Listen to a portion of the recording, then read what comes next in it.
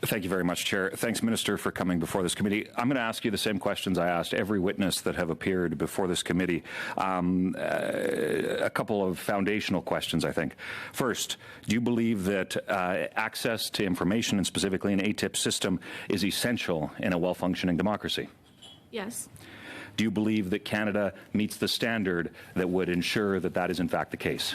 I believe we have updated the legislation 4 years ago, and we are improving the system, and it continues to be necessary that we improve it. There's rarely do witnesses agree on something, but Madam Minister, it's interesting because virtually every witness that appeared before this committee answered no to the second question. So it's concerning that we have a massive disparity, I think, of understanding, and specifically your report. And I guess I appreciate the fact that you said you identified challenges without providing any solutions. Madam Minister, it's been 8 years, and along with your predecessors in this portfolio, Canada's access to information system is struggling, it's failing, and it's causing a loss of confidence in our democratic institutions. So, Madam Speaker, Mr. Chair, through you, do you, specifically when it comes to the retention of staff, that's a huge issue. You mentioned some metrics that you're doing to help recruit staff to fill those roles. Can you tell me how many staff are working in the ATIP system today? Well, first, thank you for laying out many of the things that we have been looking into. As we did a review, we made many conclusions, and those conclusions demonstrated that we need to make sure that we have a digital system that will support how we treat ATI requests. Also, we've been working very hard on focusing on getting staff trained, trying to find more staff. So we have a pool of 150 potential candidates that could come and work with us to make sure that they're ready to confront the load that we have currently. So you didn't specifically answer my question. Are there more ATIP officers today versus when you took over the portfolio, yes or no? Yes. Okay. The use of consultants specifically, are there more or fewer consultants being used across the ATIP system in government today than when you took office? Fewer. Fewer. Can you identify what the cost of those consultants is today versus when you took over?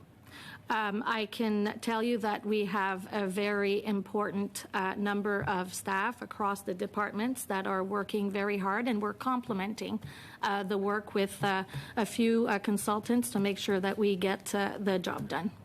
A former ATIP officer had referenced to me the fact that when the Liberals took office, they removed many of the performance metrics that were associated with what they felt was very important to be able to effectively accomplish their tasks.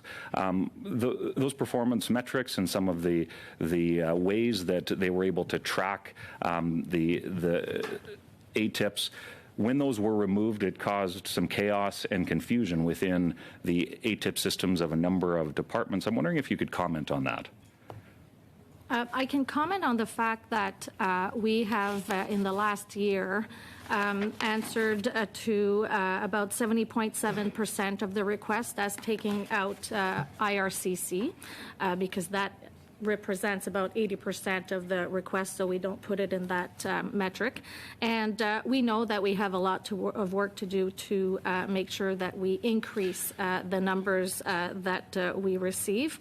And everyone knows that we have received an increased amount of requests and are trying to deal with the backlog, explaining why we're putting in administrative support, such as digital, and Catherine with my team could explain what exactly we're doing. And we're also making sure that staff can have the necessary tools to be able to process them.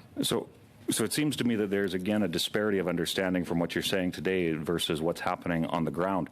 To go back to the consultants issue, I'm just curious, could you provide us with a number as to how much, because I've tried to get this information from other sources, wondering if you could provide a number as to how much, maybe over the last 3 or so years, has been spent on ATIP contracts to outside consultants? I can tell you that I don't have that number with me today, but it's something that we could provide. The most important thing right now is to know that we have lesser consultants than we did 10 years ago, and we are working on making sure that they complement the work that is being done by departments. I don't know if my team want to answer with. So just because time is short, so you're confirming that you will provide that information. Could you also provide who received those contracts? I guess so. It should be part of something that we could provide. Thank you very much, Madam Minister. Cabinet confidences are a massive frustration across the board, it seems. Can you, in the about 30 seconds you have left, talk about how, if they're to ensure that cabinet confidences is managed well within the ATIP system? Because right now we're seeing a whole host of witnesses say that seems to be a roadblock to getting information.